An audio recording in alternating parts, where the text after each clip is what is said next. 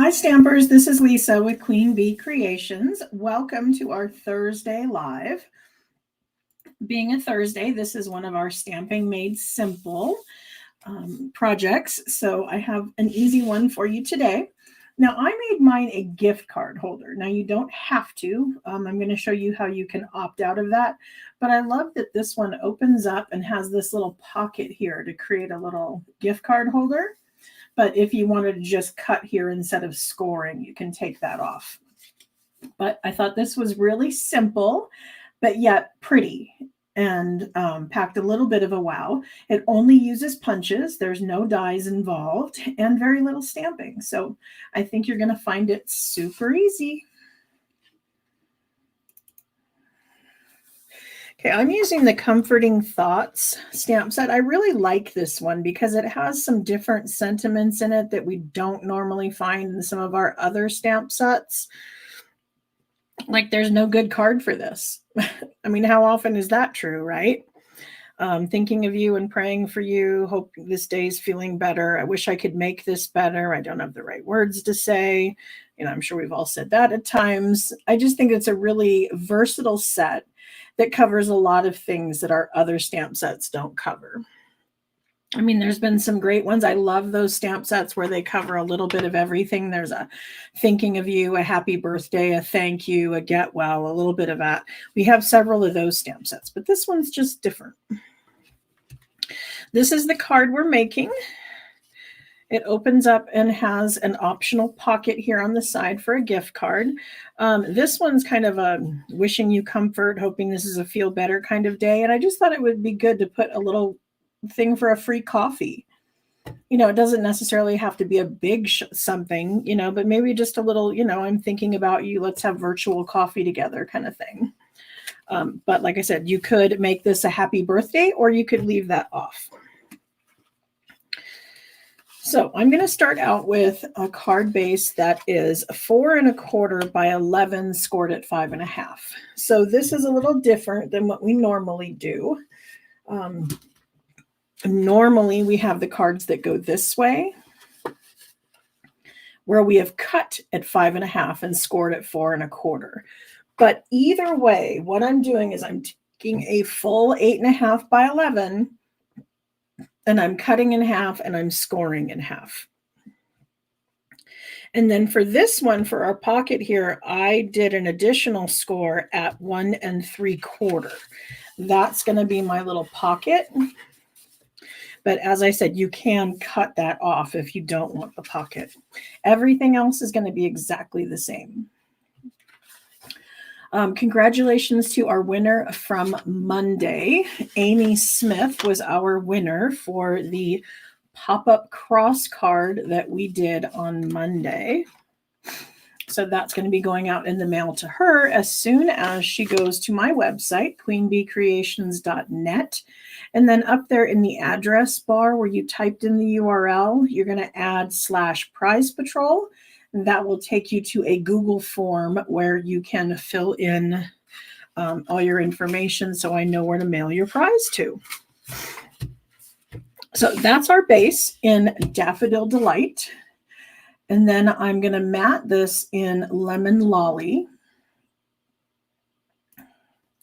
So I've got some layers of that. These are 4 inches by 3 1/2. And what that's going to do is it's going to fit right there. And then I'm going to have an additional one that's going to fit on the inside, kind of mirroring that. And then I have this section here. So this piece is 1 1/2 by 4. And that's going to mount there. So remember I said these were both 4 inches tall. So these are going to be 3 3/4. So this is 1 1/4 by 3 3/4. And then 4 inches tall, but 3 1/4 wide. And this one is directional. So I had to be a little bit careful when I cut that to make sure that my branches were going that way instead of this way, or I mean, if I did, I guess it would still work. We just have to turn it this direction if that's the way our flowers were growing. And then I have a piece for the inside that's that same size, the 3 3/4 by 3 1/4. That's going to be our stamping section. And then I'm doing something a little different with that. For the inside, I took a piece that was 1 1/4 by 1 1/4, and then I cut it diagonally. And then I'm going to put that on the inside as a little bit of an accent, kind of reminiscent of my old scrapbooking days, just giving a little flower of color in the corners, but trying not to be too distracting. Then I've got a scrap of old olive. That's the color I picked out of the designer series paper. So I have the coordinating cardstock. That's also, of course, how I got these two colors, because they're in there. And then I have a scrap of basic white that's going to be for our label. So I'm going to use the heartfelt hexagon as our label. So I'm going to go ahead and I'm going to punch that out. I don't know if you caught that, but it was not quite wide enough. I'm just a titch off. So if I turn it diagonal, I can make that fit where now I'm all the way within there. So if I had tried to go straight up and down, it would have been short. But by my twisting it a little bit, I was able to go at an angle and get that all the way in there. I'm also going to use this same punch to do my little notch for the gift card holder. So I'm just going to take out a little section, and that's just going to be enough to give you some room to like grab a hold of that gift card when it's in there.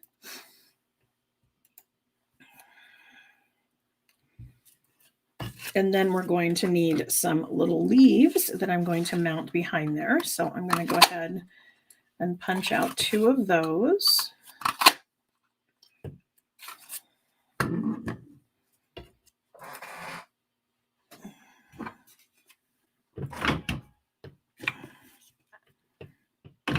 I think you're going to be surprised how quick and easy this all comes together.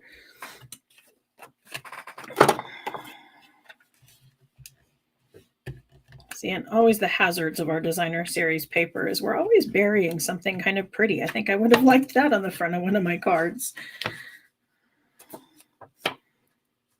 But I'm going to go ahead and lay this on the Lemon Lolly. This is our Floral Delight designer series paper.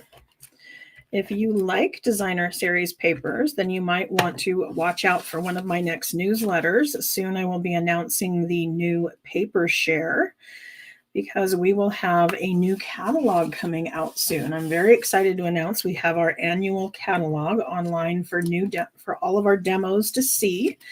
So if you want to get a look at that early, you can join my team, and you can not only look at the catalog early, but you can order out of it soon too. More than a month before the public can. And you get at least a 20% discount. And they're going to ship your kit to you for free, which is $125 worth of product of your choice. But I started saying paper shares.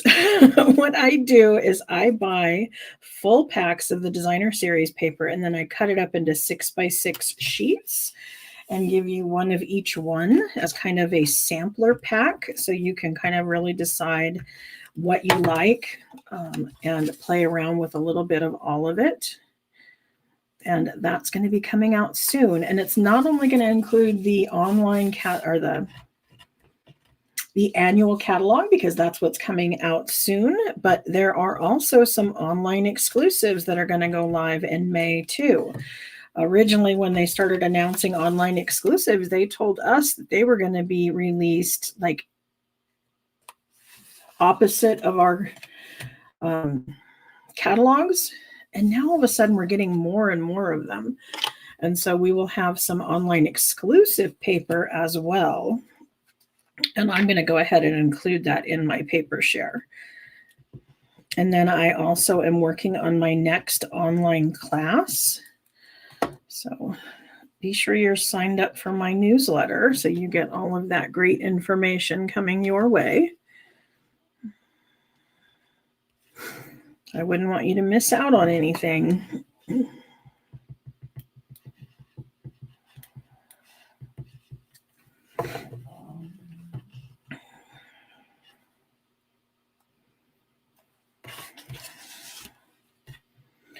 And then, of course, we're also going to be moving a lot of stuff to the online, the clearance last chance category. That's what they're calling it nowadays. They combined our last chance list of when they retire things from the annual and the mini catalogs, and they're going to combine it with the clearance rack. So things will not disappear at an exact time anymore. They're going to get moved over, and a lot of them discounted, and kind of hang out in that last chance category until they sell out. And we're told that April 1st, they're going to have a new bunch of things going live in there.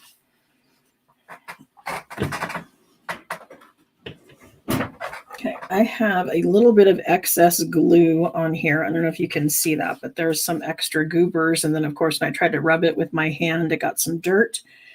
So it looks kind of yucky, but these adhesive removers are awesome. It's just kind of a chunk of rubber.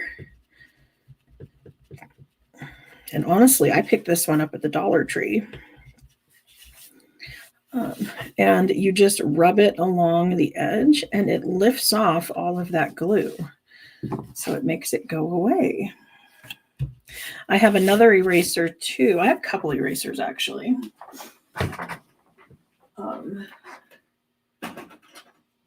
When we get new photopolymer stamps and they are a solid image, sometimes we have trouble getting them to hold ink.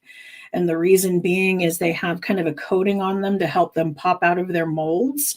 And so this high polymer eraser is really good for rubbing over the top of your photopolymer stamps so that they will hold ink better. So there's that one. Of course, you know, the adhesive remover we just talked about. And then I have a mono sand eraser. And what this is, if I get a little bit of ink on there that I want to be able to remove, just maybe I touched it with my finger or something, and it's not really bad, I can rub it with this, and there's just a little bit of very fine sand in there that will help take it off. You wouldn't want to rub too hard because we don't want to really like rub a hole in the paper, but it will remove light little marks. And those kind of things can be found in my Amazon store. And remember, anytime you use one of my Amazon links, it doesn't cost you anything extra, but I do get a little bit of a thank you from them because you came into their site via my link. Okay, so I put tear and tape on either side, and I just kind of laid that down and then tear it.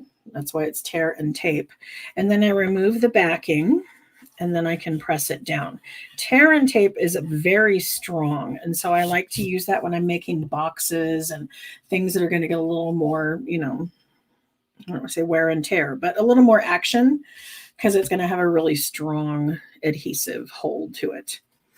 Okay, when I put these down, they seemed a little bit big for what I was going for. So what I decided to do was just trim it back a little bit.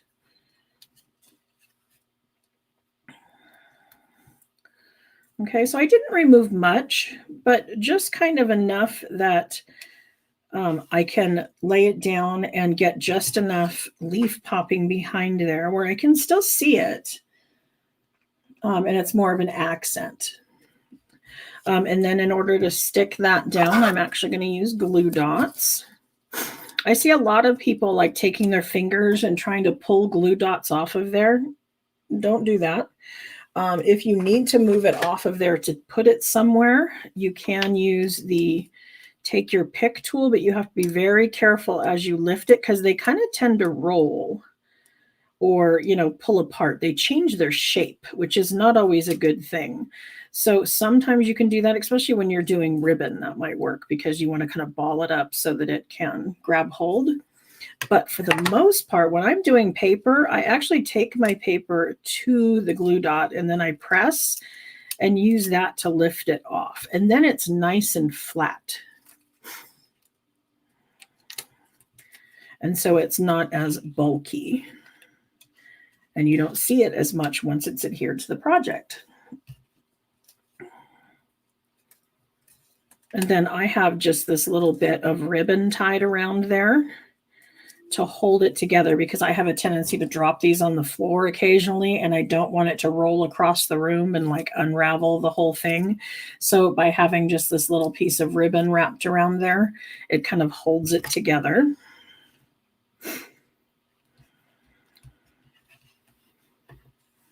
And you might notice I just did these two bottom leaves. I didn't adhere these. And I kind of did that on purpose because it gives it a little bit of lift and dimension. You could even, if you wanted to, put a little mini glue, Stampin' Dimensional behind it, just to give it a little bit of pop. And then I'm going to do my stamping. I probably should have stamped this first before adhering it. I always tell my customers to do that, and then I forget. But again, we're using Old Olive. Remember, we have our color coordination. So I pulled the color from the designer series paper, used that cardstock and the other designer series paper, and now that ink. So it's all going to match exactly. That's one of my favorite things about Stampin' Up. I'm going to be using some stamps out of this set, and they are indeed words. So I'm going to take them out and let's see. Yeah. Line them up on my grid paper. The grid paper is filled with all of these lines, and I'm setting my clear, this is a clear photopolymer, and I'm laying it down on my grid paper so that the top of the words are on a line. Then I'm going to take my block and I'm going to align it with the grid paper as well, and then set that down. And now it's going to give me my best chance of having this straight across on my block. And you'll notice I almost always will put my stamp down here and take the block to it, because they have a tendency to, I don't know, bend a little bit. So it keeps it straight, because for this purpose, I want it to stay the shape that it came.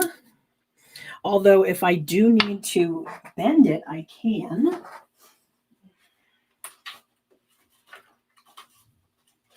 see. There we go. I have some of our other dies over here, and I wanted to show you, if you had a die like this and you wanted to go ahead and take some of our words and make them bend to the arc of that, you can. So what you would probably do is tape this down to your surface, and then you would take your words and kind of bend them along. And then once you get them kind of in the position that you want, then you set the block on top and pick it up. And then it will follow that arc to your project. It's not working really well because I don't have it taped down, but you get what I mean. The fact that you can bend these and make them fit your project is a good idea. But it also means that when you take it and you just kind of flop it onto your block, it may have a little bit of a bend to it that you don't want it to have. So if I put it down here and let it naturally relax, it's going to keep the shape that it's supposed to have. And then the grid paper helps me line it up. And then I press the block into it. So back to our project. I got distracted again, down one of those silly little rabbit holes. Yeah, I love the arches dies too. They're like something different. And then I also like that you can make an oval out of them. Have you done that yet? You can put this onto your plates. So you're going to be die cutting this and you have your cardstock underneath. You can feed it through this way, so it's going to cut that part of the arc, but not the bottom part. So it's not going to do the cross member. And then you're going to turn it around and you're going to go this way with it, with the same piece of cardstock that you cut your arc on that side. and then go this way through. And so by doing that, you have this half of the arc and that half of the arc, and now you have a large oval. So fun. I miss having ovals, and so being able to do that with the arches has been fun. You can also do that with things like squares. You can turn a square into a rectangle by just, not cutting that center member and then moving it over.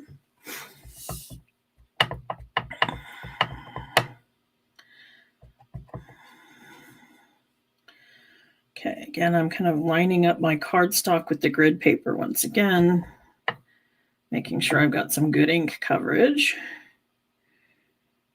Trying to center it. Now, I have white on white, and I'm probably going to do okay, but if you have issues seeing those sorts of things, I would highly recommend putting a color contrast behind it so that when you go down to stamp, you can actually see that you're on the area where you want it to be. Having that color contrast will help.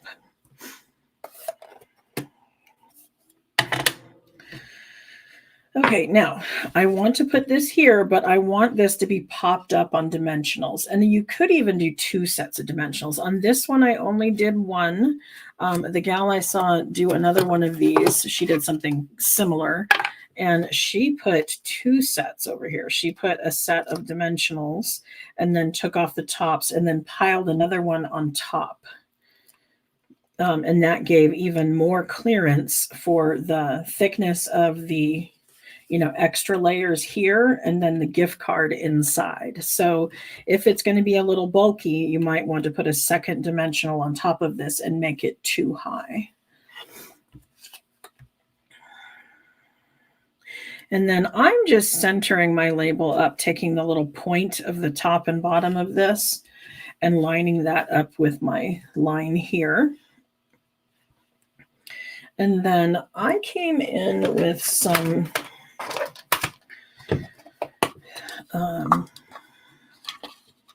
what are these called? Sequins. I came in with some sequins, and I believe these ones are retired, these particular ones. We do have other sequins in the catalog, and we also have some other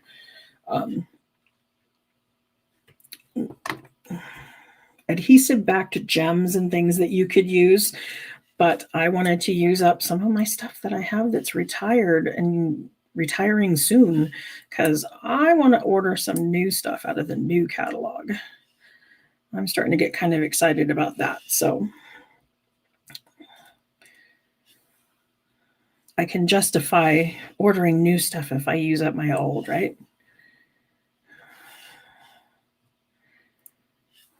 Okay. Okay, and I added 5 of them. I have 3 on here and 2 here because you're supposed to add things in odd numbers when you're doing those sorts of things. And then the little container I have it in, these are for gum. If you go to the checkout stands at grocery stores, these have, I think it's extra gum. They're 35 sticks to a pack, and they come in these great little containers. And then I use my label maker to put labels on the top of each one so I can sort them in my drawer. So there we go. There is our gift card holder all ready to go. And as I said at the beginning, if you don't want to put a gift card in it, just instead of doing the score line at 1 3/4, cut it at 1 3/4, and it still works exactly the same way. Okay. Anybody have any questions about what we did? I know it went kind of quick, but that's the point on Thursdays, is to be easy.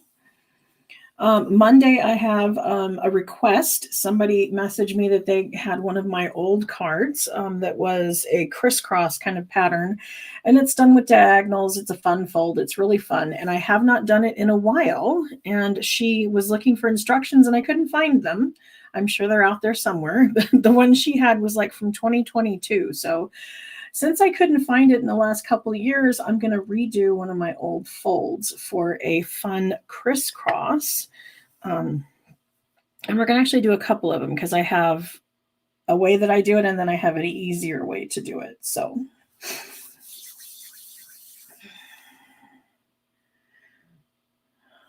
Always very practitioner have on hand.